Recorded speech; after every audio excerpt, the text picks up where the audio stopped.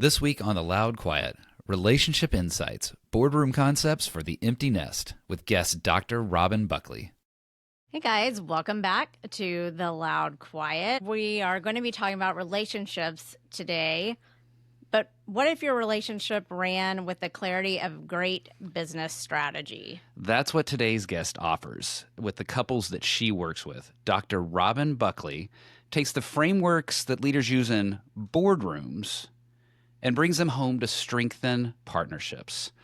Dr. Robin earned her PhD in clinical psychology from Hofstra University and has shared her expertise with Nike, Entrepreneur, and also from the TED stage. She's an international speaker, a best-selling author of Marriage, Inc., The Boardroom Blueprint to a Lasting Love, and a coach who uses cognitive behavioral strategies to help couples and executives create intentional, thriving relationships. Dr. Robin, welcome to The Loud Quiet. Thank you for having me. Yes, we're so excited. So let's dive in. Business strategy, business model, what does that mean? And doing that with couples and relationships, how does that work? Yeah, so the idea is that, we all grow up from the societal perspective that love just happens, and then we have faith that it'll work out, and we hope it'll work out. And, Disney and Hallmark and rom-coms have just done us a disservice because that's what our expectation is. And for so few of us, whether it's your business, whether it's your podcast, you came in with notes. You have an idea of questions you might ask me. There's a structure to it because it makes it work efficiently. But when it comes to our relationships, we just wing it. And it blows my mind that we have continued to look at relationships just as this hope and a prayer approach versus actually implementing approaches, strategies, plans that we know work. And we know they work because they work in business. So mine is certainly not the only way of doing things, but it is the way that makes sense in my brain and for my clients. Can you amplify that a little bit? And this idea of a business model, because I came out of the business world. And so there's a part of me that's thinking that's great for when I'm in a meeting with a bunch of coworkers or strangers. And decades ago, we were wearing our suits together, and there was by design an impersonal element to that. It almost was required to be that. But when I'm talking about a relationship, with my spouse, there's sort of this mental disconnect when I hear that. So can you help me understand that, how that works? Right.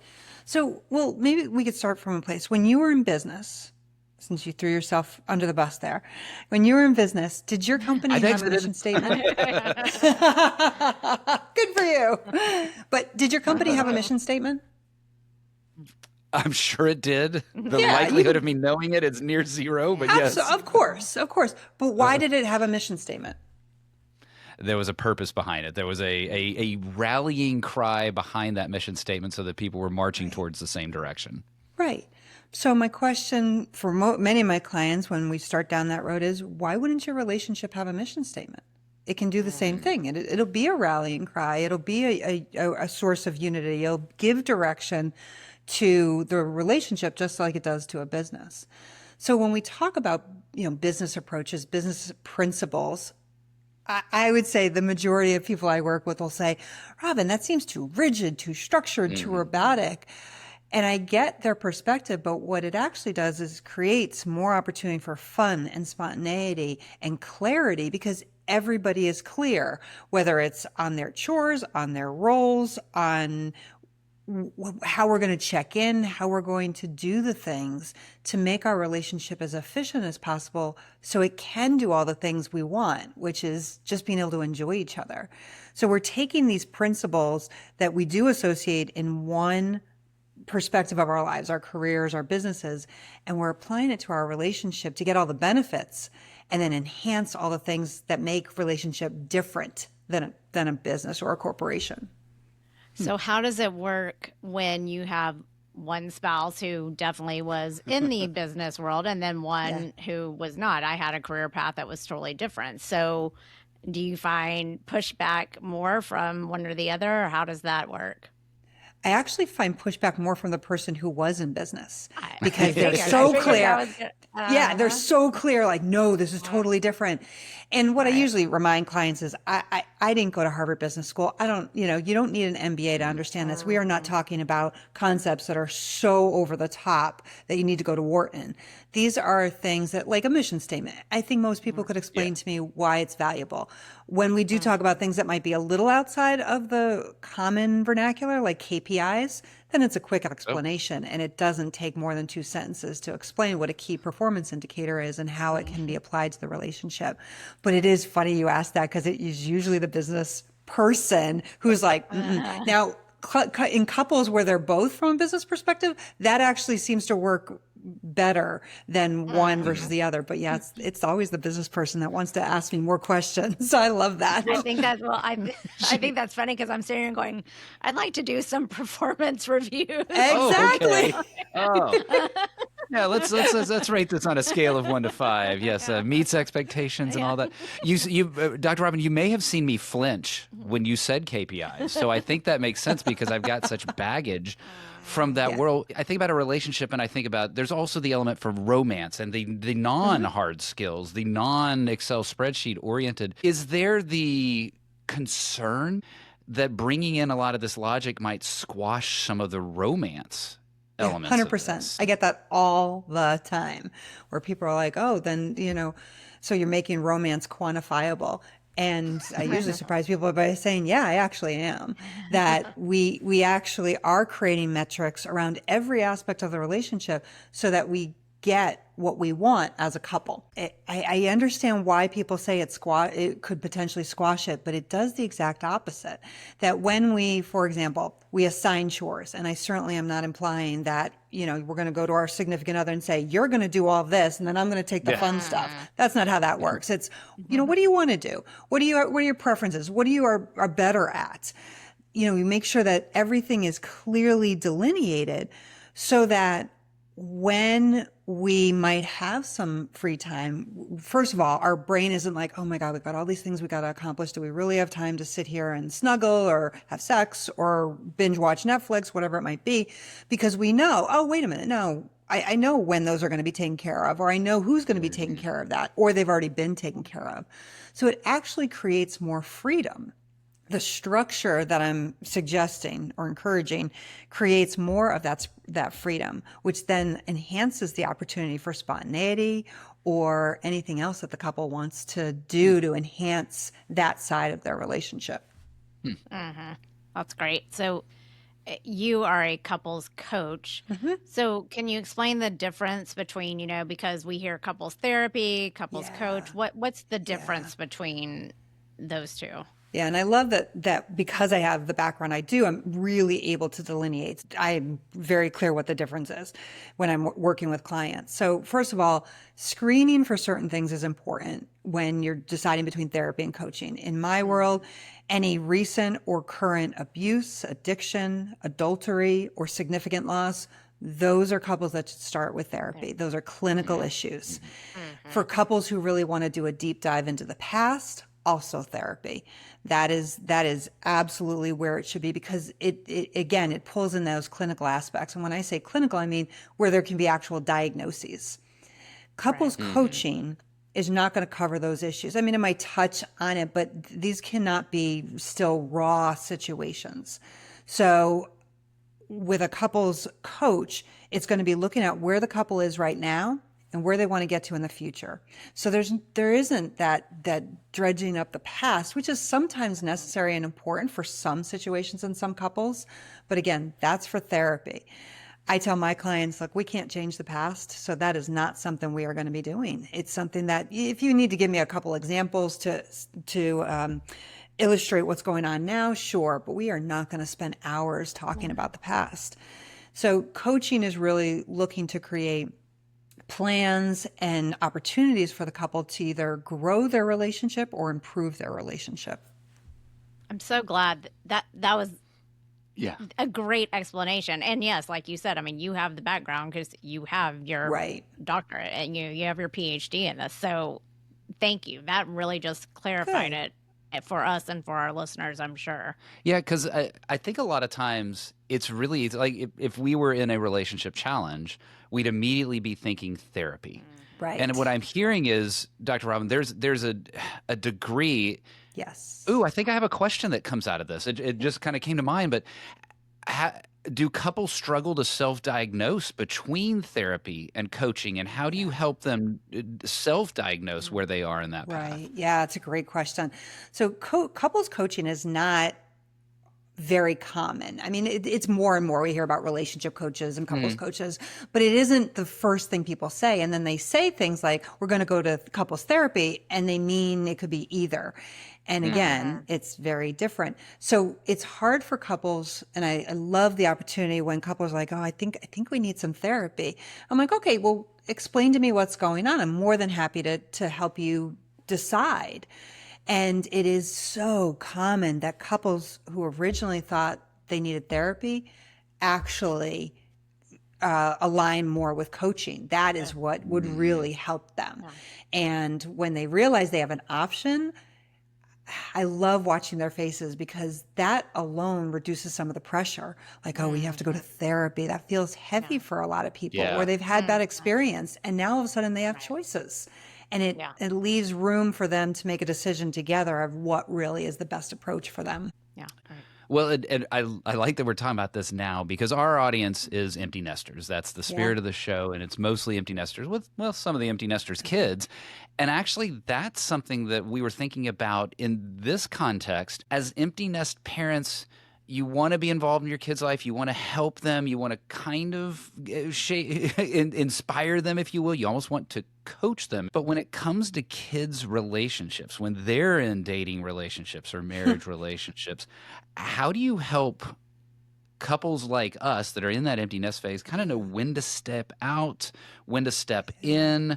How do we know when to hold our tongue or when, hey, maybe you should go talk to a coach? Yeah, there's a couple suggestions that I have in regards to that. The first is I work off a mantra in my personal life with my kids, and I make it a strong recommendation to couples or parents is to ask one simple question first. Do you want advice, or are you just looking to vent?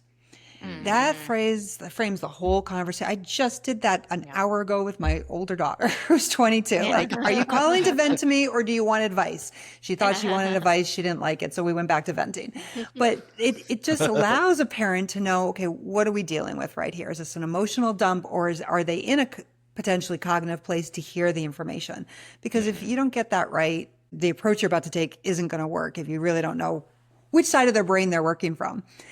The second thing is that when it comes to their relationships, it's understanding that our kids are coming from a different interpretation of what a relationship is.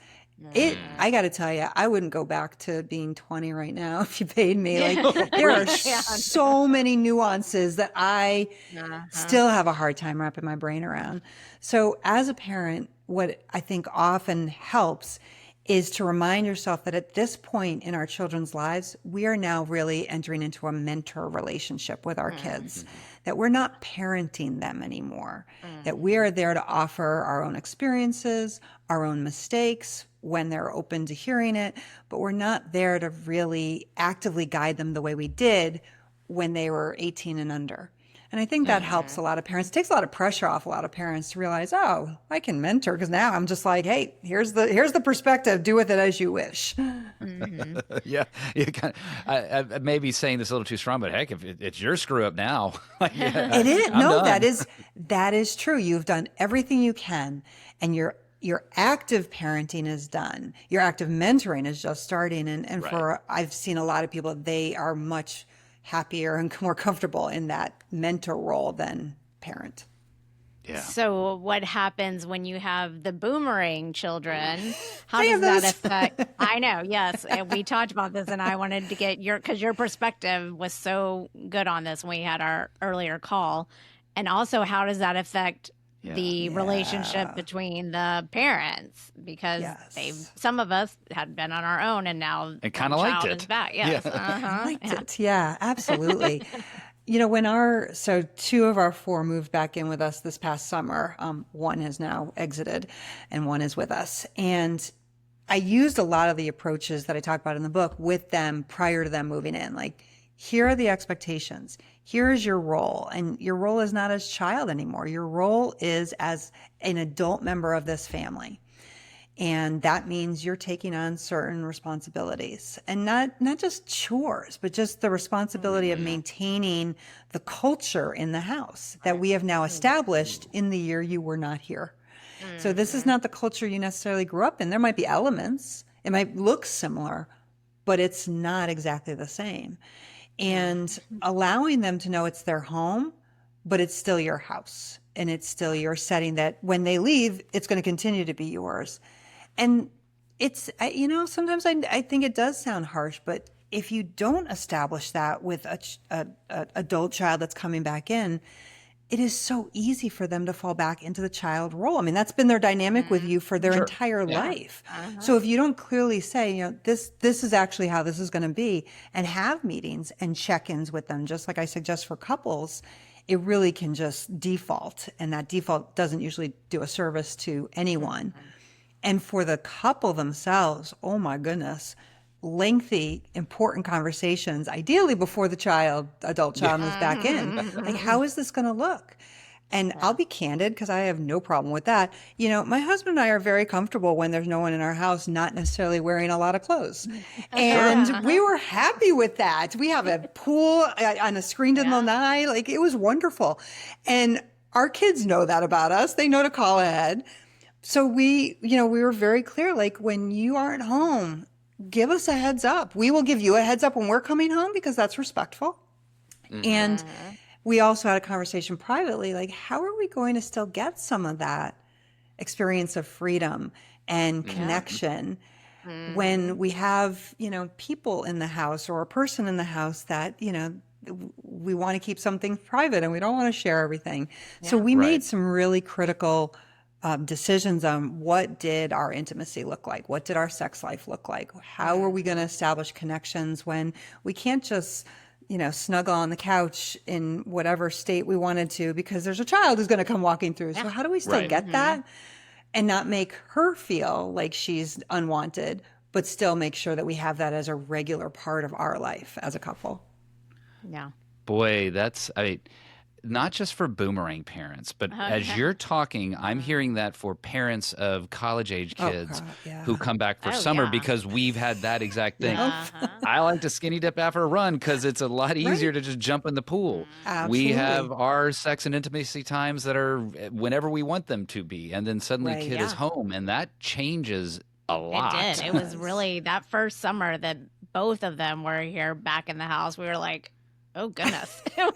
It made it more uncomfortable for us, just because they're 21 and 19. It was like they're adults now. It was just you started suggesting, hey, maybe you and your friends want to go out tonight. Yes. Here's some Absolutely. money. Go enjoy.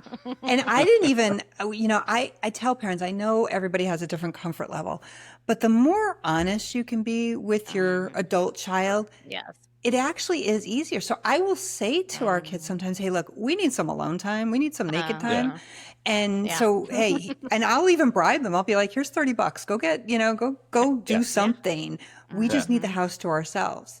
And, and it helps. I mean, they do the whole, oh, gross, we don't want to hear it. I'm like, okay, but now you're very clear. It's not that you're not wanted. It's not we're kicking you out because you're a bother. It's because we actually want to focus on each other. And that's a good thing and a good model. And my poor kids hear it all. I'm like, be grateful you have two parents who want to be together and like each other and desire each other. So I think that candidness just allows that level of trust and honesty that now they know what the situation is and there's no misinterpretation. We're extracting that clip and playing that for Tanner and Tegan just to see what their reaction is.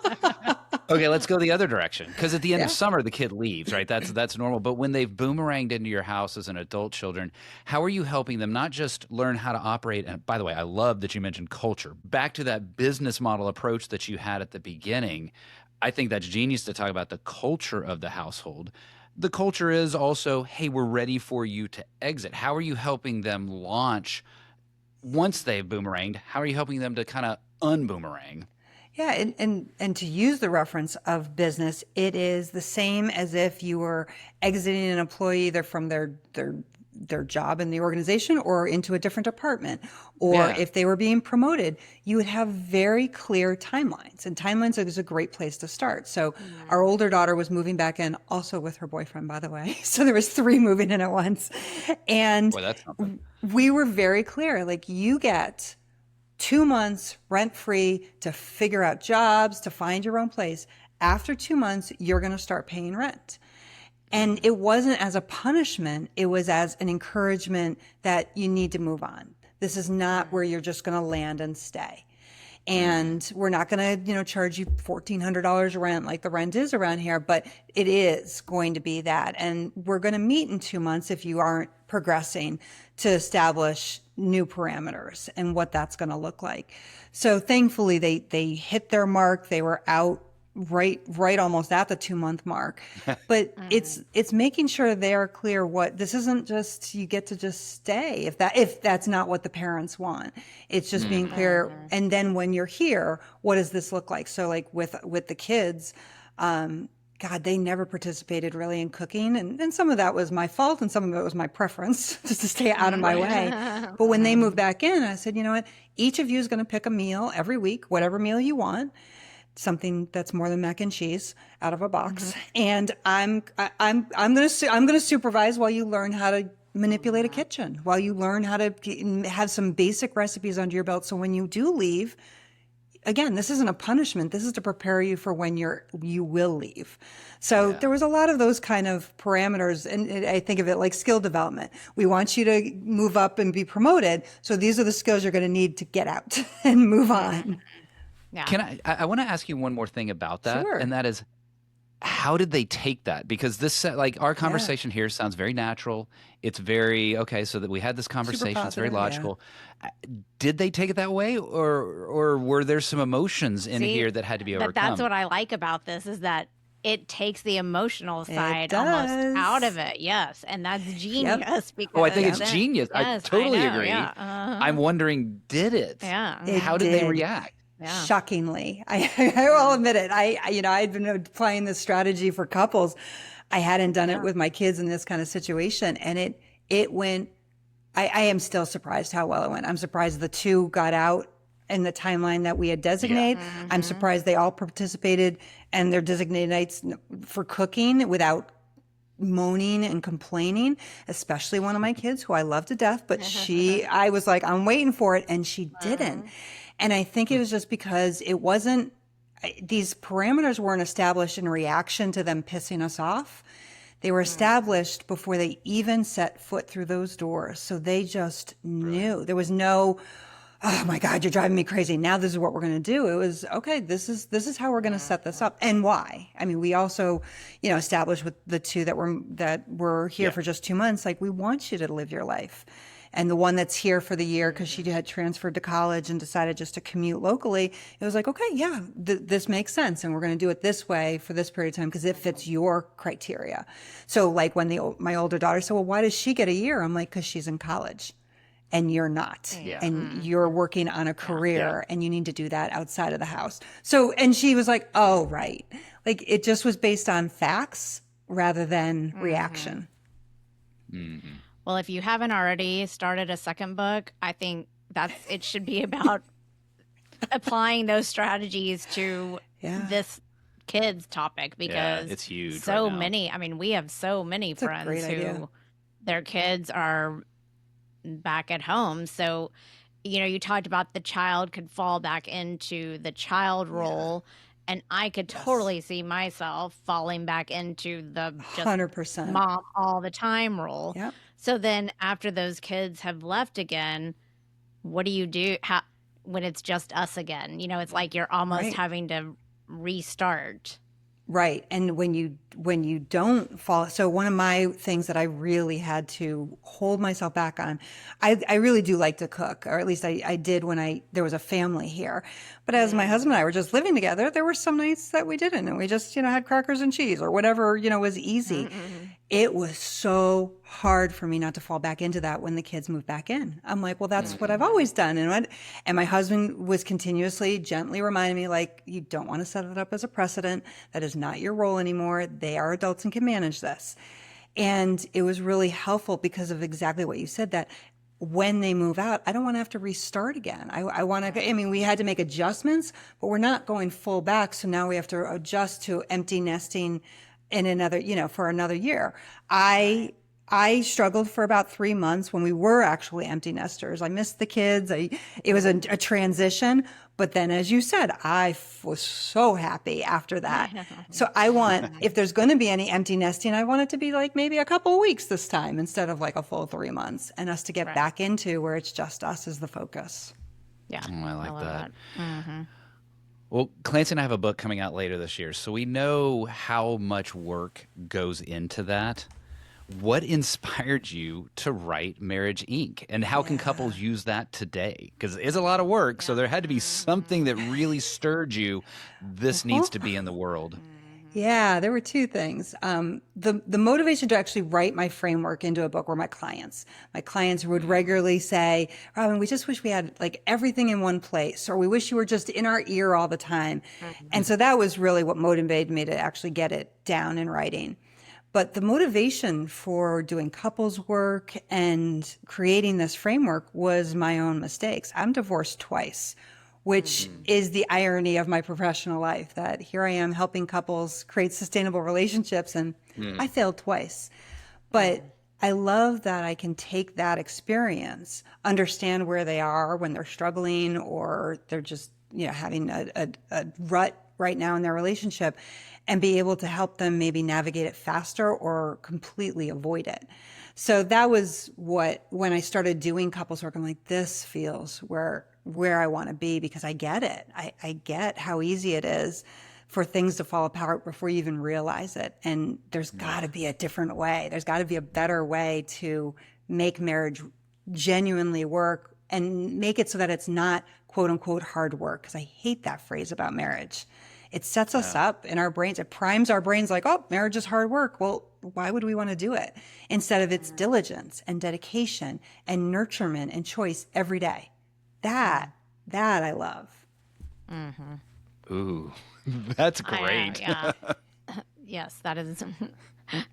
I'm just sitting here thinking that needs to be out there on something. That needs to be monogrammed on. Yeah. That's on a T-shirt or monogrammed on somebody's pillow somewhere. Absolutely. So, Dr. Robin, tell our listeners where they can find you, about your book. Let us know what the next steps could be. So finding me is easy. It's the same moniker everywhere. So it's just Dr. Robin Buckley. So they can go to my website. They can find me on Instagram, TikTok, LinkedIn, and oh my God, 5 other platforms, because that's what my business coach told me to do. And my book is available on Amazon, so super easy. There's a book and there's also a workbook, so couples can actually, it's a very concrete book with strategies that they can implement immediately. And the workbook just makes it a little more fun to do it together. And what about your coaching? You have a coaching website as well, right? I do, yeah. So drrobinbuckley.com. They can learn more about me, learn more about some of the work that I've done. They can listen to all my podcasts that I've been on and articles that I've read. And then they can also connect with me. So they can set up a discovery call to figure out if this is really the right approach for them. Okay, great. This was so good. And I really love just taking the emotion out of, relationships are so highly emotional, and this is just such a practical strategy to set yourself up for success. And I love that. So we just thank you so much for being on today. And listeners, again, go to our website, theloudquiet.com. We will have all of Dr. Robin's information on there. And thanks again for listening to another episode of The Loud Quiet.